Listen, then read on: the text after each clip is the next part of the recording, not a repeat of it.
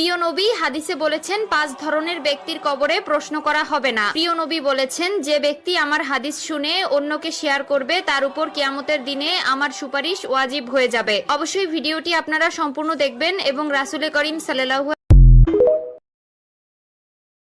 প্রিয় নবী হাদিসে বলেছেন 5 ধরনের ব্যক্তির কবরে প্রশ্ন করা হবে না। প্রিয় নবী বলেছেন, যে ব্যক্তি আমার হাদিস শুনে অন্যকে শেয়ার করবে তার উপর কিয়ামতের দিনে আমার সুপারিশ ওয়াজিব হয়ে যাবে। অবশ্যই ভিডিওটি আপনারা সম্পূর্ণ দেখবেন এবং রাসূল করিম সাল্লাল্লাহু প্রিয় নবী হাদিসে বলেছেন 5 ধরনের ব্যক্তির কবরে প্রশ্ন করা হবে না। প্রিয় নবী বলেছেন, যে ব্যক্তি আমার হাদিস শুনে অন্যকে শেয়ার করবে তার উপর কিয়ামতের দিনে আমার সুপারিশ ওয়াজিব হয়ে যাবে। অবশ্যই ভিডিওটি আপনারা সম্পূর্ণ দেখবেন এবং রাসূল করিম সাল্লাল্লাহু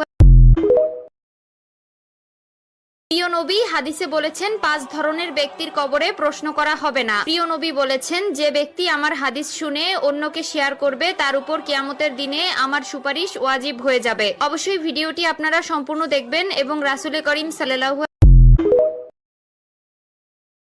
প্রিয় নবী হাদিসে বলেছেন 5 ধরনের ব্যক্তির কবরে প্রশ্ন করা হবে না। প্রিয় নবী বলেছেন, যে ব্যক্তি আমার হাদিস শুনে অন্যকে শেয়ার করবে তার উপর কিয়ামতের দিনে আমার সুপারিশ ওয়াজিব হয়ে যাবে। অবশ্যই ভিডিওটি আপনারা সম্পূর্ণ দেখবেন এবং রাসূল করিম সাল্লাল্লাহু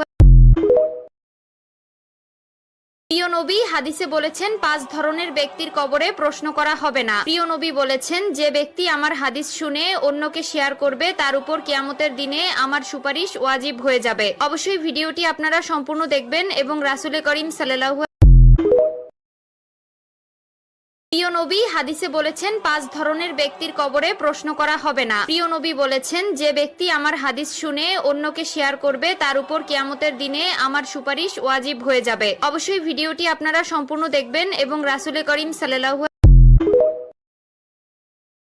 প্রিয় নবী হাদিসে বলেছেন 5 ধরনের ব্যক্তির কবরে প্রশ্ন করা হবে না। প্রিয় নবী বলেছেন, যে ব্যক্তি আমার হাদিস শুনে অন্যকে শেয়ার করবে তার উপর কিয়ামতের দিনে আমার সুপারিশ ওয়াজিব হয়ে যাবে। অবশ্যই ভিডিওটি আপনারা সম্পূর্ণ দেখবেন এবং রাসূল করিম সাল্লাল্লাহু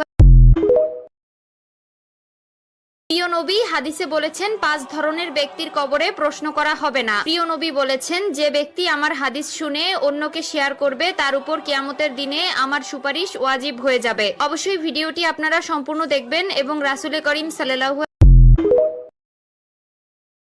প্রিয় নবী হাদিসে বলেছেন 5 ধরনের ব্যক্তির কবরে প্রশ্ন করা হবে না। প্রিয় নবী বলেছেন, যে ব্যক্তি আমার হাদিস শুনে অন্যকে শেয়ার করবে তার উপর কিয়ামতের দিনে আমার সুপারিশ ওয়াজিব হয়ে যাবে। অবশ্যই ভিডিওটি আপনারা সম্পূর্ণ দেখবেন এবং রাসূল করিম সাল্লাল্লাহু